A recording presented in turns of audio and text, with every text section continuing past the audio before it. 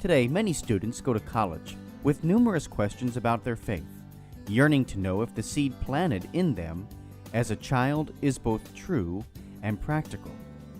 Using the miracle on the road to Emmaus as a model, young adult ministers conversed weekly for 3 months with college students about the most pressing questions they had about the Catholic faith. As they journeyed together virtually, something amazing happened. Doubts disappeared, fears faded, and Jesus revealed that He is still alive. Hearts Burning Within Us, the latest book from Patchwork Heart Ministry, is a result of that grace-infused conversation. It is the perfect back-to-school gift for recent high school graduates and current college students. Get your copy for them today at patchworkheart.org or by calling 424-704-3278. That's 424-704-3278.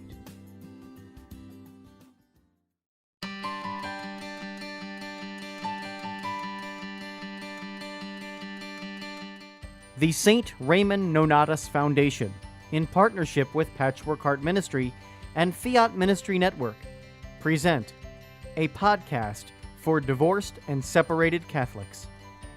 Hello, and welcome to a podcast from the St. Raymond Nonnatus Foundation for Freedom, Family, and Faith.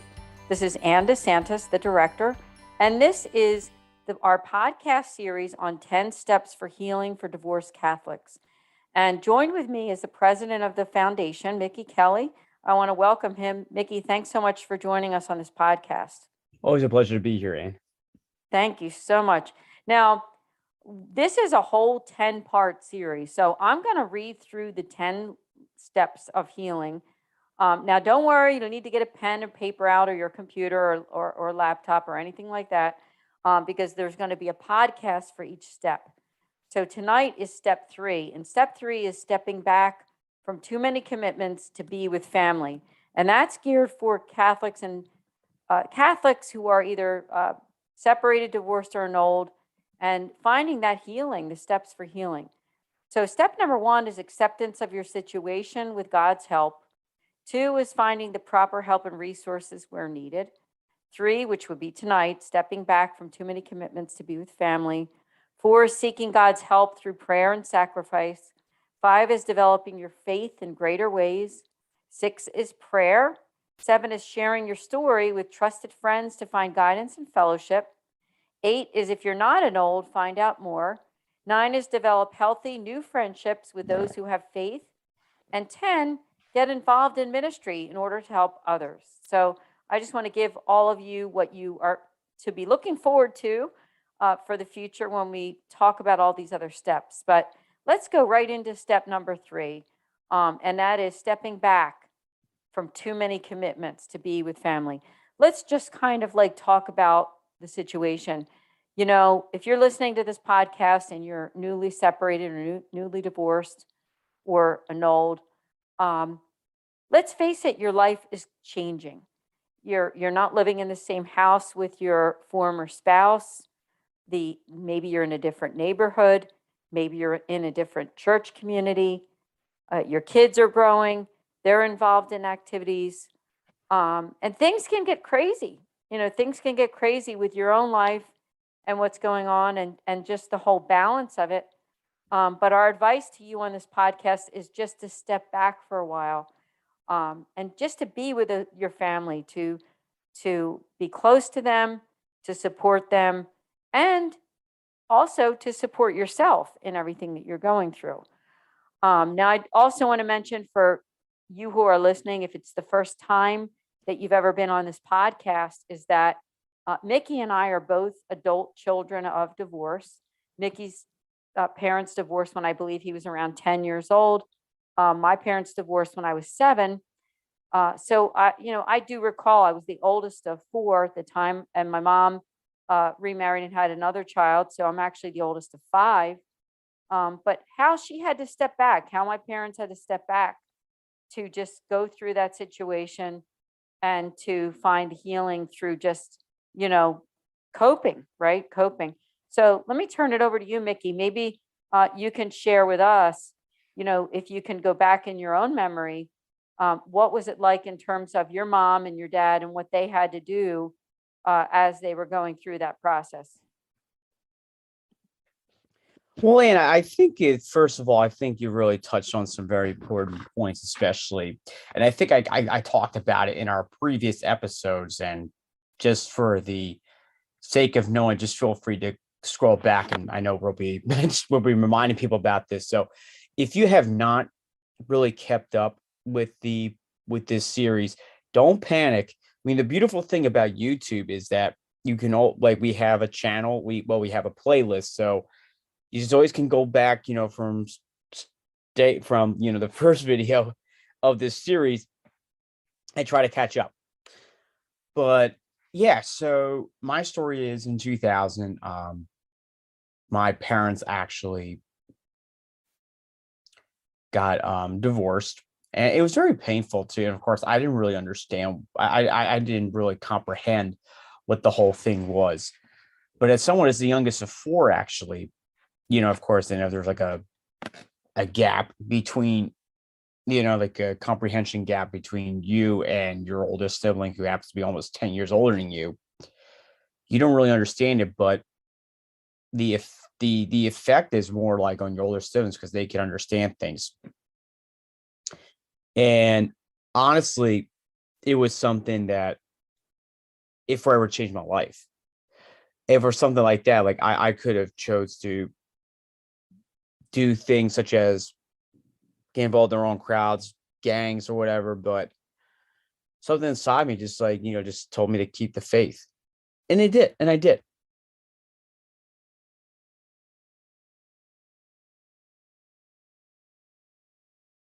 Excuse me.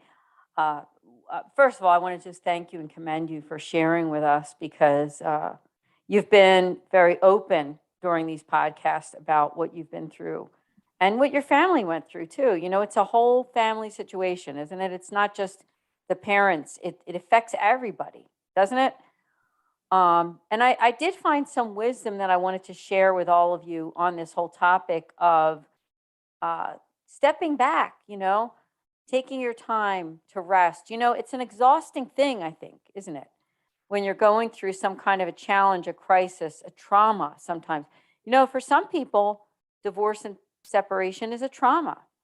I don't think it is for everyone to the extent that it is for other people, meaning that for some people, it really is almost an abusive situation, right? That can happen. It does happen. And for them, it's a trauma. And there's for other people that maybe the relationship with the ex, spouse isn't, horrible, meaning that you can still talk to them and you can still arrange visiting times for the kids and things like that. But either way, it is a challenge. Now, I found some wisdom here from our good friend, Rose Sweet. Now, Rose is a Catholic author and speaker, and she's also an expert in terms of healing when it comes to Catholics affected by divorce. She herself has been a divorced and an old, and she has a website that's called catholicsdivorce.com. And what she says here, it says, how do I help my kids? And she says, by helping yourself first. It's smart, not selfish. Imagine you all flew out of a car crash. You can't crawl over and help the kids when you're rapidly losing blood yourself. You'll last longer and be in a better position to help more family members if you first tie in a tourniquet around your own gaping wound. Airline stewardesses also tell you that.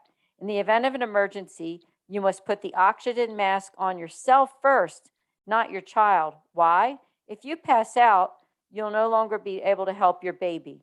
After divorce, we want to help you learn to let go of many things. Slow down, take rest, get help, pray more, talk things out, solve problems, find solutions, create a new life, and learn to forgive. These are invaluable life lessons that you can pass along to your children only after you learn them first. The most important lesson you must learn and pass on is the priority of God in every area of your life, the continual surrender of your will to His, and the desire to seek Him evermore. It goes on to say, keep listening to your kids. They will each experience divorce differently. Don't overindulge them or ease up in normal routine or discipline. Don't overschedule or overstimulate them. Read good Catholic parenting books. It says try our expert and author, Dr. Ray Guarendi. Get counseling, pray, and play. I think these are excellent points of advice, Mickey. What do you think?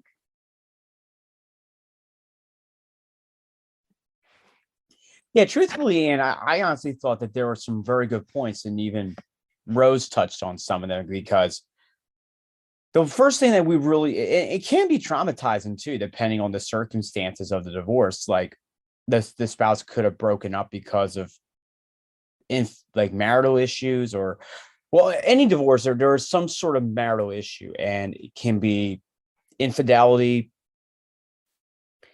finances, constant argument, even like environments where things are a teeny bit unsafe, for the kids and of course for the spouse. And honestly, I think one of the first things we really have, like one of the first things, as it was pointed out, is that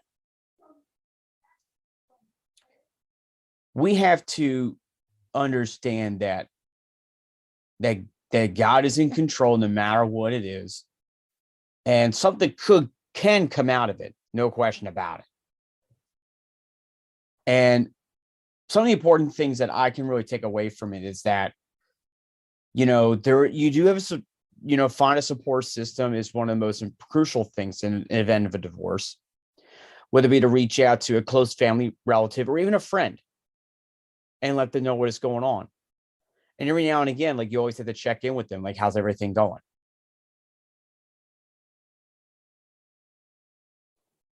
That is a great point. We need to care about our friends, and we need to care about people who are going through a challenge. And you might be listening to this podcast and maybe you're not getting divorced, and maybe you're not separated or annulled, and maybe you're just listening because you're curious. But Mickey made a really good point that, we all have a responsibility to care about one another and to check on them. And so I think that's an excellent point of reference for all of us. It's not just good for divorce either, is it? I mean, it's not just something for people who are divorced or separated. Checking on your friends and seeing how they're doing is an important aspect of being a good person and a good Catholic, a good Christian. But I think when it comes to divorce and this whole topic of what our topic is tonight, which is stepping back and why it's good to step back.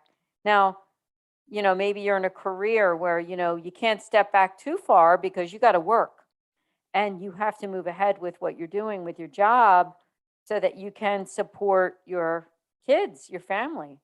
That's not what we're talking about, I don't think. I think what we're talking about is that, the primary purpose of family life is to care for our children, to care for the members of the family. If you're a child, obviously, an adult child, you can care for your parents, but most of the time it's the parents caring for the kids and making sure that they're well taken care of and that they have what they need to find healing. And I'm going to repeat some of the sentiments in Rose's reflection here. She says that after divorce, we want to help you to learn to let go of many things. Slow down. Slow down. Think about that. Slowing down means, you go through a full day of work and you come home and now you're going to cook dinner for the family. And you might have to take your child out to some kind of soccer game or lesson or to a friend's house or to another responsibility or something. Slowing down means putting what's first. So I would say to you who are going through this divorce or separation or even an annulment is to take that time out for you and your family. Slow down. That's an important thing so that you can find healing. Another thing she says is take rest. How can we be good for the people in our own lives when we're not getting the nutrition, the rest, the sleep, the recreation that we need to be whole human beings? You've been through a tough time and God doesn't want you to suffer. believe it or not, he doesn't want you to suffer. Suffering is part of who we are as Catholics who accept whatever comes our way in terms of God's will for our lives, because there is such a thing of sin that we all have to live through and go through. But what I think God's desire is always for us to take rest and find healing through him. Rose also says to pray more and talk things out. I think we should talk about that too. Mickey, for yourself, you're a person of faith. And when your parents went through the divorce, that whole topic of praying and talking things out, I don't know if you want to share anything on that, but was that something that helped you at all during times of your life where you felt you needed some more healing?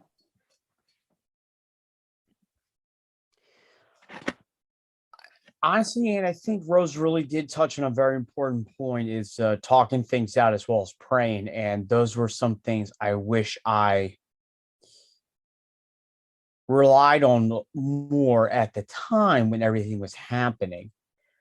Because I was actually the type of person that actually would, like, bottle it inside of me. And it got to the point where, like, I was performing well in school. I would lash out at people, even without stopping and thinking. And I also went through, divorce, and I even at one point contemplated about ending my life because I didn't want to go through it anymore. And one of the things that honestly that I really learned is, and of course, Rose really touched on it, is that without, talking it out more or praying more, it's going to pull you down. I kind of think of one of those, like something that's like really heavy, that's like attached to your ankle or something. It's not going to help. It's going to stop you from, sprinting across the field, or if it was going to, sink in depths of water, it's going to bring it with you, and you'll have a hard time trying to,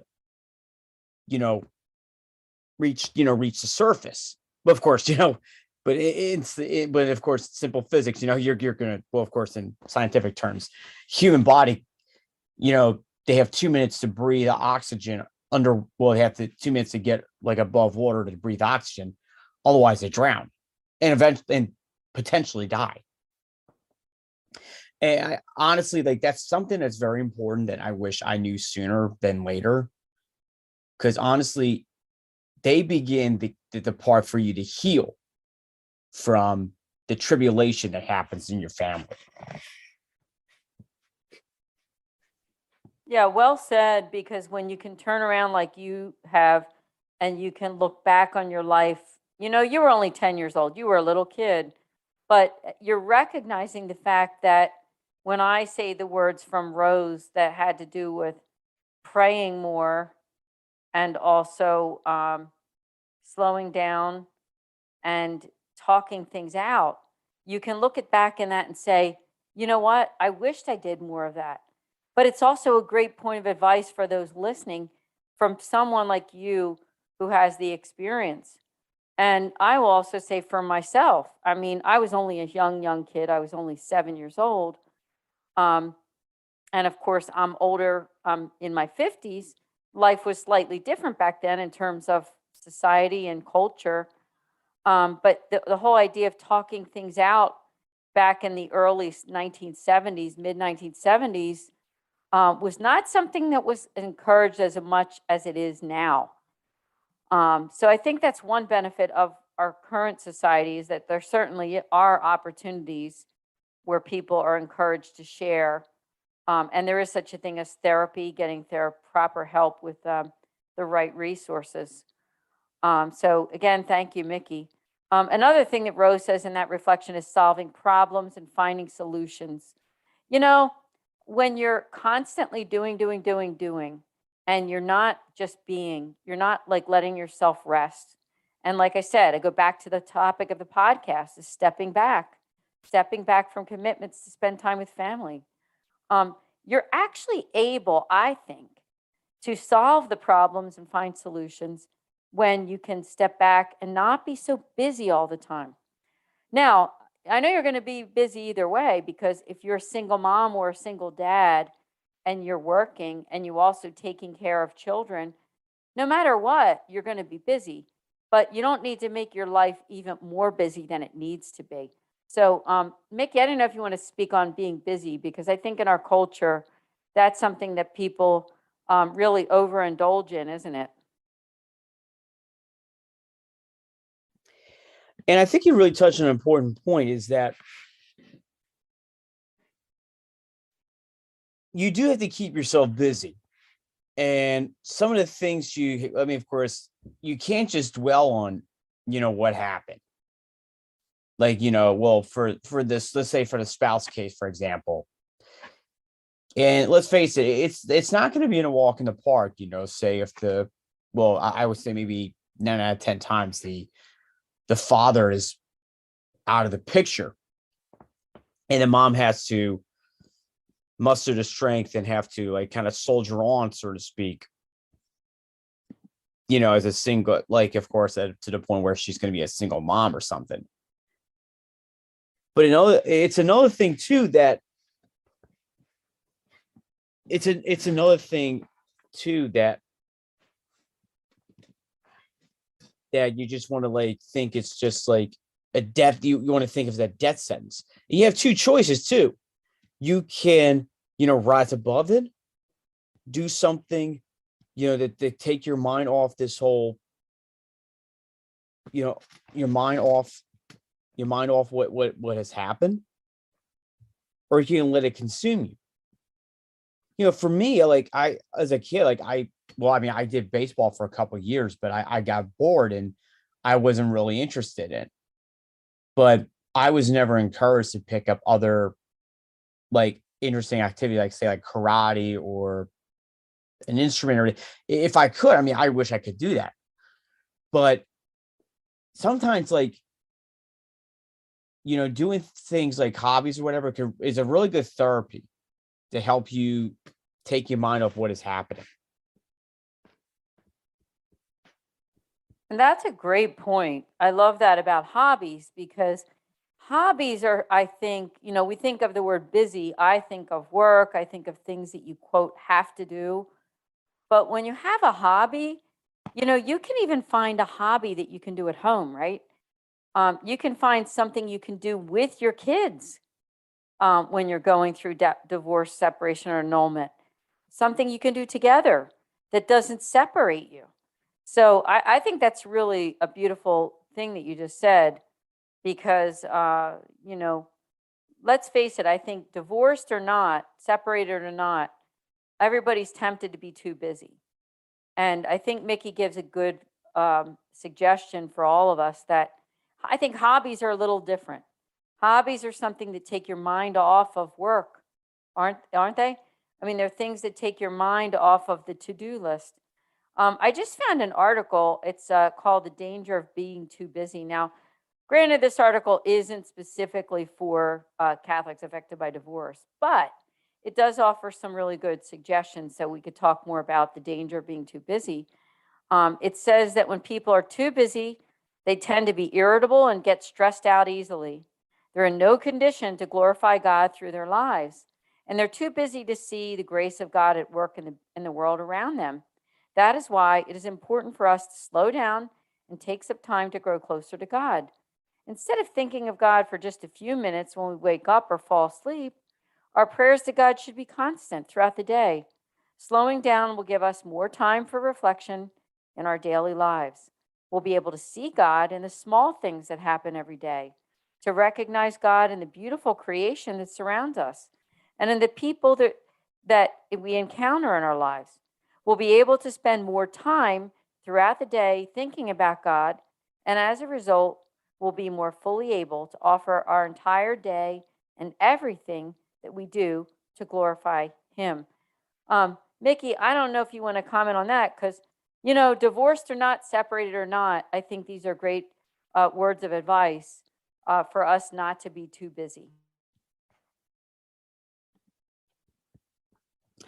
No, and honestly, I think it's a very good point too. One of the things that we have to really understand. I mean, I am for having hobbies and everything, and just do things such as whatever helps to keep your help provide put bread on the table and everything like that. But sometimes like I think some parents seem to forget what their purpose in life is. For example, you look at the dads, and I remember I remember a story that I had a teacher once told me, that he was so busy with work that he kind of missed out on some important things from his kids. And I think the kids were like either young kids or they were kind of adolescents, back around that range, to the point where the spouse threatened divorce. And honestly, I think I honestly think that could have drawn the line, and it did for him. Thankfully, he was married until his wife passed away. I'm not sure how many years, but it proves the point that was just made, that the most important, one of the important things that we have to really understand is that it is good to be busy. It is good to have hobbies.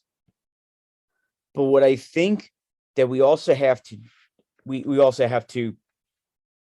understand as well is that what we have to understand is that even like Pope Francis kind of talked about this, is that, he tells the parents to play with their children. Now, I'm not just saying like, play tea party or play board games or, play games with them or have a pickup game of baseball or throw a baseball back and forth in the backyard or football, whatever the case is. But I also think it could go a little deeper than that. But at time, what I think Pope Francis wanted to add to that is he wanted to encourage parents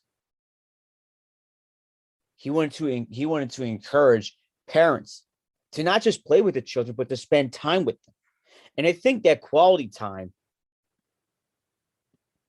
makes a difference in the children's upbringing. Because suppose the father doesn't want to chip in, in the growth of their child, they're likely to become this, they're likely to become that. Whereas both parents are like, chipping in, they're stepping into, helping their kids, laying down the law and giving them a piece of advice, and every now and again, maybe dropping those dad jokes. I'm sure that sounds familiar to people listening to this, but the children need their parents, their mom and their dad. And with both of them in the picture, it would make a difference. Beautifully said. First, let's start with the hobbies. I mean, and also playing with your children. That is just like, it's very profound when you think about it. Because I don't know about you, but I think that memories are built on time that we spend with our kids, with our families.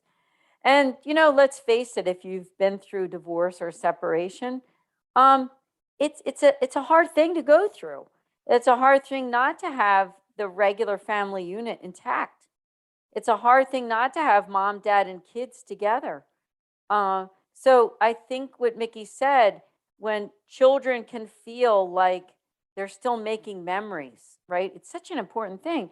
So when you step back, as our advice is on this podcast, when you step back and you decide, you know what, I want to take time to build memories with my kids, even if they don't have their dad with them, or even if, you're the dad listening and they don't have their mom, or, sometimes even grandmothers and grandfathers take over and help with raising the kids. So if you're listening to that, to this podcast, and that's you, you're building memories too for your grandchildren, positive memories. It means something for their healing. It means something for the direction of their lives when they can look back and say, I remember when my mom used to bake cookies with me. I remember when Dad used to go outside and we would throw the football back and forth in the backyard. I remember when my grandmother used to take me to the backyard and we would plant tomato plants and watch them grow over the summer. I mean, I'm just making up things in my head, but I mean, aren't these things that people remember, that they take with them? So I think that was very profound of what Mickey just said. I would also like to read, if I could, the rest or a little bit more of this article, The Danger of Being Too Busy.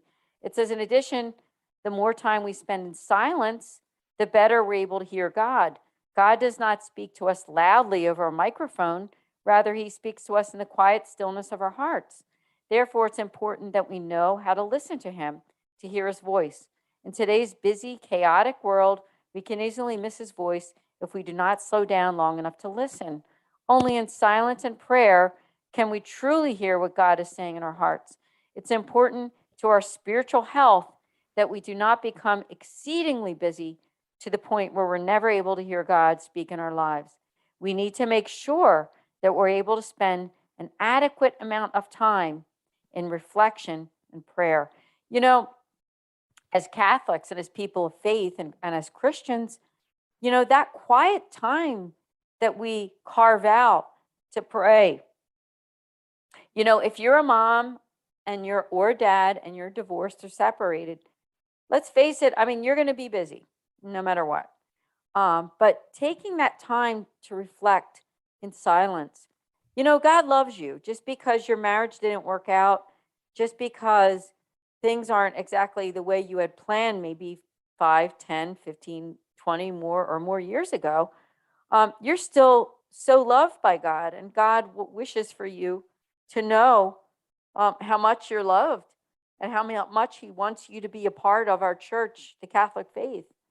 So let's go back then and talk about this whole idea of reflection and prayer. I know, Mickey, you're a person of prayer. You do like to go to Eucharistic adoration and pray.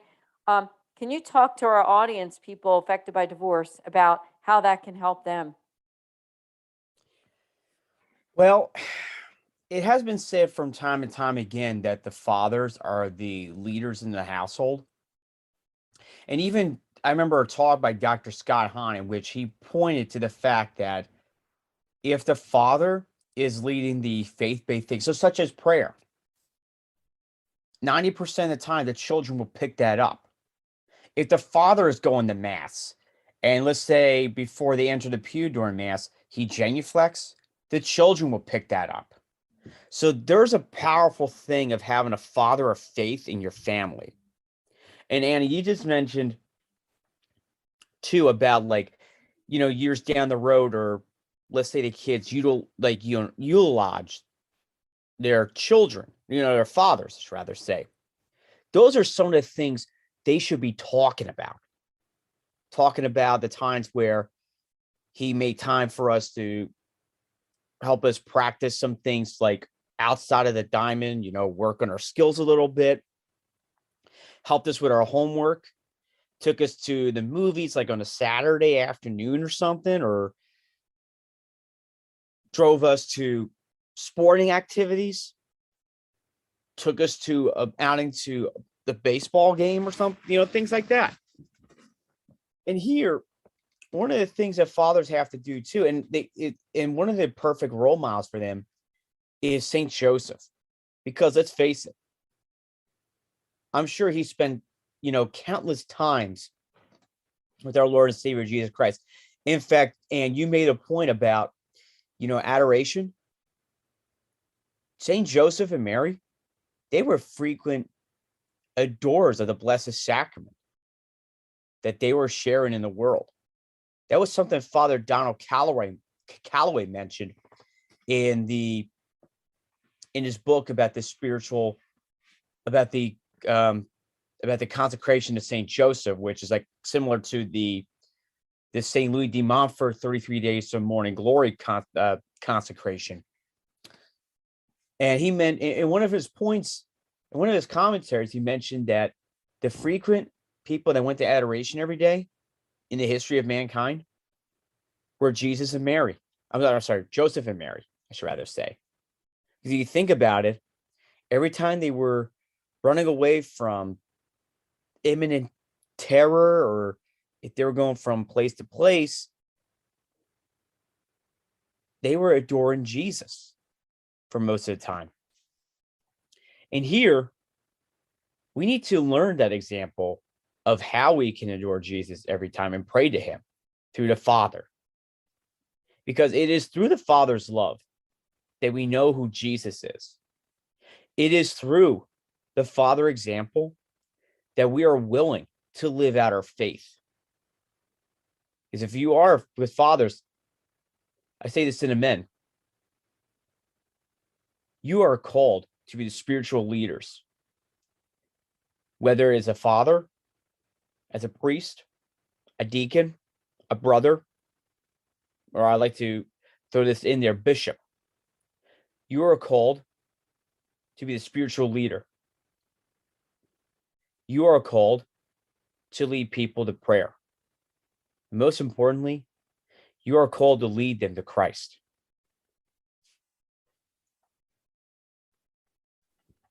So wonderful. Thank you for sharing on that, because we need to address not just women on this podcast, right? We need to address men, fathers, grandfathers, priests, bishops, deacons.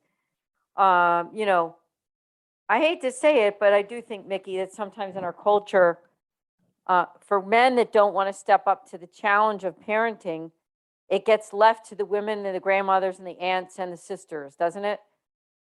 All of that stuff gets left for them to have to worry about the kids and worry about their whereabouts, their salvation, their schooling, their every aspect of what it means to be a parent, okay? And so you're right. I do think that we all need to, male and female, we need to step up to the challenge of faith. We need to step up to the challenge of believing and following what we're taught, not just for the sake of ourselves, but for the sake of other people and for the sake of God most of all. And this article that I'm continuing to read, the danger of being too busy, from the Catholic News Agency, it says, I see the problem of excessive busyness as a major problem among teenagers as well as adults. Many young people are involved in school, sports, clubs, and other activities. They're often busy from the moment they wake up until the moment they go to sleep. This way of life can become dangerous for teenagers, as it can for anyone. A schedule that is overly busy is not healthy physically or spiritually. We need to remember to allow ourselves enough time to see the goodness of God in our lives. The Lord tells us to be still and know that I'm God. That's from Psalms 46:11. And this is important advice for us to follow as we strive to live as Christians. Let's unpack this for people who are divorced, separated, or annulled. I'm going to reread another one of these sentences here. It says that the way of life can become dangerous for teenagers as it can for anyone. You know, some people think teenagers and college kids are the only people that are really busy. But you know what? We can be busy from early life all the way through, and we can become too busy. And when you're too busy to pray, when you're too busy to spend time with your family, you need to step back, which is the topic of this podcast. Mickey, has there ever been a time in your life where you had to step back, where you felt like God was able to work in your life in greater ways? I think there were times that I did have to take a step back for sure. And I would say there were times like I didn't really get along with my mom very well. And it's common, you know, with the mother-son thing, because sons tend to get along better with their dads. And there was a period that it was like that. And my mom was like questioning, like, why wasn't I including her in the high school things, like the high school open houses and things like that, to the point where like not only was I angry at her, but I was like she was mad at me. She was disappointed. And I got to the point where I really had to take a step back, and I'll be honest, like I didn't really get close to her again until maybe like my college years. And there were times, sure, like her and I would have our differences and everything, but that's beside the point. But yeah, I just think the most important thing was allow God to heal whatever division, like whatever problems that her and I, like, we both had. And he did. Thank you for sharing on that. That's somewhat vulnerable. And I think it's whenever we're a little bit vulnerable about our experiences, we're helping people. So you're helping somebody, Mickey, by listening to this. You helped me too, because I think we can all look at times in our lives when we stepped back and maybe a relationship wasn't perfect, like you mentioned your mom, but I think God has really worked through that in great ways. For me, now, all of you listeners know, because we've said it on different podcasts and things like that, that I'm not divorced, not separated, but I'm the child of divorce. But I'm going to reflect on a time that I had to step back from a lot of things, because it was a time that I went through a health problem. And that was when my second daughter was born, and I was diagnosed with a very rare heart condition, which praise God that I'm healed from. But what I learned about stepping back during that time was that it allowed me not only to be healed physically, right? Because I had to step back to get a lot of rest so that I could be able to take care of my kids, so that I could follow doctor's orders, and so that I could get stronger again. I think that's what stepping back does. Stepping back helps us to be healed so that we can be stronger later on. And so, for you listening, this advice that we're giving you on this podcast, specifically for those affected by divorce, is so that you can be stronger, so that you can walk and move ahead after this crisis and this challenge and this adversity that you've gone through, that you can step away and realize that God was able to get you through it stronger than you were before. Now, I want to address the different facets of divorce and separation, because we get people who call us quite frequently that have different situations.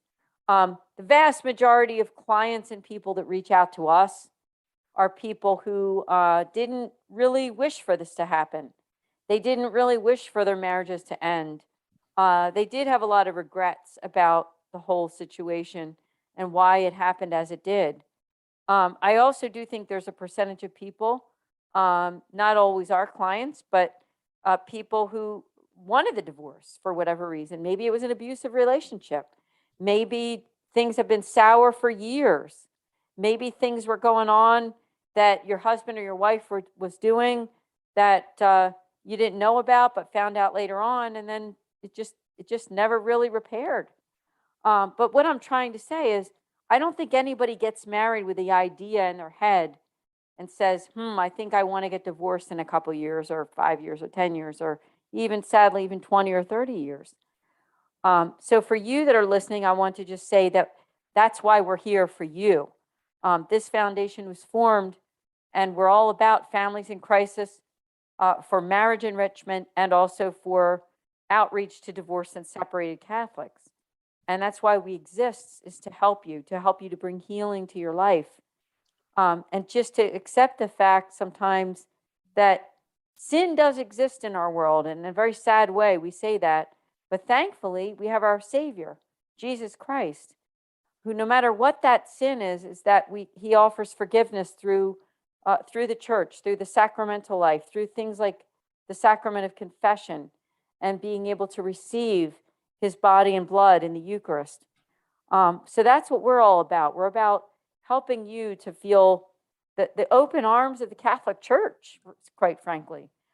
Mickey, I know that you talked about that, your mom's experience with feeling the open arms of the church. I didn't know if you wanted to expand on that a little bit for our listeners, to let them know how much we're there for them and how much the Catholic Church is there for Catholics affected by divorce.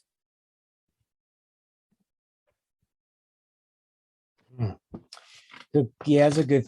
Yeah, I think it's a good question, and I guess one of the important things is that I say one of the important things that children must understand is that your parents will love you no matter what. You're a gift to many, and taking the easy way out is going to create some problems. Whether you want to embrace, whether you develop a drinking problem, smoke cigarettes or anything, they won't help you cope with what happened between you and between your parents.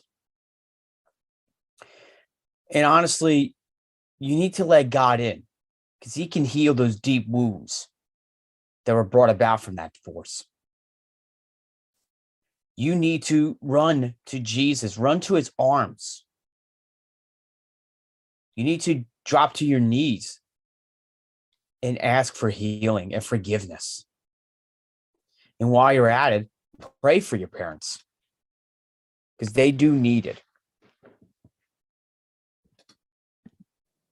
Yeah, that's right. I think you said that very well. Your parents need it if you're the adult child of divorce. And you need it if you're the divorced person. You need that healing. Nikki, I think we really unpacked a lot of wisdom during this podcast. I thought maybe what we can end was I'd like to read some quotes from the Holy Father. You know, he said a lot about mercy, and I do think that for people affected by divorce and separation, it really is all about God's mercy, because, you know, we love you as a church. You know, we are the church, aren't we? And the St. Raymond Nonnatus Foundation for Freedom, Family, and Faith, where the primary mission is families in crisis. You know, we're here for you. We love you. We care about you. And make sure that you make that free pastoral consultation with a Mercedarian friar. You know, you can have as many consultations as you need to talk about your issues, to find healing, the healing through the Catholic Church. You know, the fourth charism of the Mercedarian religious order is the willingness to give their lives for those in danger of losing their faith. You know, that's what we're all about. That's what Mickey and I are all about. And that's what all of our board members and all the people that we help, why we do what we do, is because we care so much about you and your healing.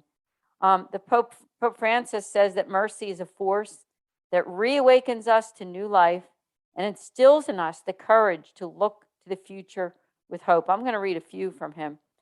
And I love this one. He says, let the church always be a place of mercy and hope, where everyone is welcome, loved, and forgiven. That is so true, not only for those affected by divorce, but for every single one of us.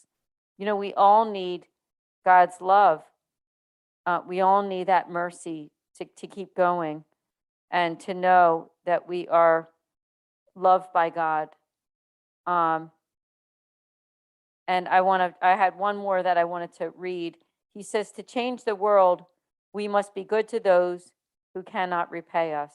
Now, remember that in terms of your family too, because you might be the mom of a few kids and they can't repay you for all you're doing, right? They can't repay you for all the times that you drove them to school, took them to practice, dropped them off at the store or their friend's house, took the time with their homework, made a dinner for them, make the bed, clean the house. You know, they can't repay you for all that you're doing, but God sees what you're doing. And, you know, when you take the time, as our podcast theme for this evening was stepping back from too many commitments to be with family, you're doing God's work, really, aren't you? We're doing God's work. Mickey, did you have any final words before we end this podcast? I would say the most important thing is, parents, get involved in your kids' lives. Make sure that you are the first teachers. It's not Mrs. Smith that teaches science or Mr. Mr. Jordan that teaches, physical education, whatever the case is, you are the first teachers. And the reason I say that is because you have to teach your children the faith. You have to teach them what's right and wrong. You have to teach them manners, of course.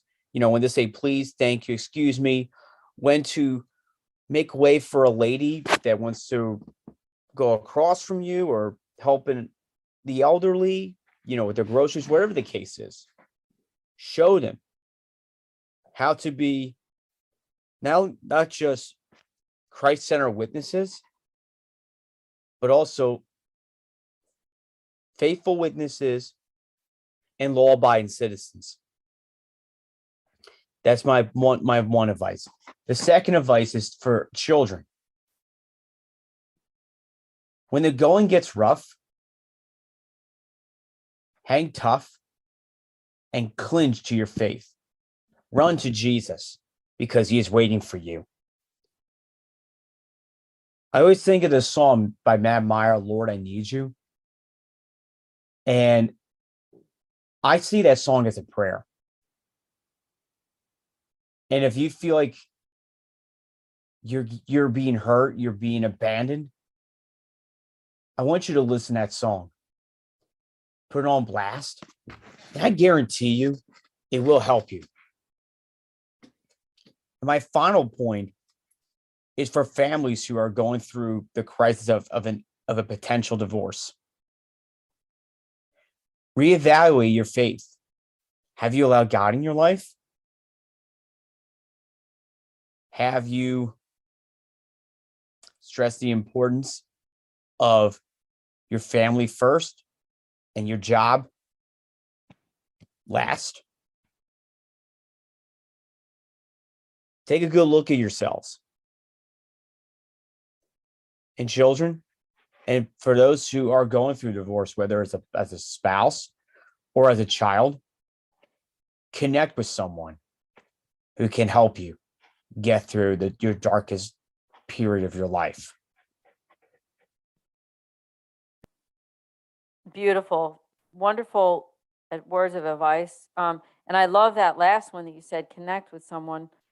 Just a reminder that maybe, just maybe, one of those someones could be us, the St. Raymond Nonnatus Foundation, as we represent a beautiful religious order, the Mercedarians, at orderofmercy.org. If you or someone you know is interested in vocations too, please do check that out. But that's what we're all about. We're all about giving our lives for those in danger of losing their faith. It's all about faith. Mickey, they were beautiful words of advice. I want to thank all of you for listening. Be sure to subscribe to this YouTube channel at Philly Nonnatus. We really appreciate that too. So just click on that. Just look up Philly Nonnatus on YouTube. Now, this is podcast number 3 for 10 steps for healing for divorced. Number 4 is next month, and that one will be to seeking God's help through prayer and sacrifice. So join us then next month. Mickey, thank you so much for joining us. Thank you, Ann, for having me. God bless everyone. We'll see you next month with the St. Raymond Nonnatus Foundation for Freedom, Family, and Faith. This is Ann DeSantis. We'll see you then. Thank you for listening to this podcast. For more information about the St. Raymond Nonnatus Foundation, visit nonnatus.org or email director.srnf@gmail.com. Did you enjoy this podcast? Listen to other podcasts from Patchwork Heart Ministry by following Patchwork Heart Radio wherever you listen to podcasts.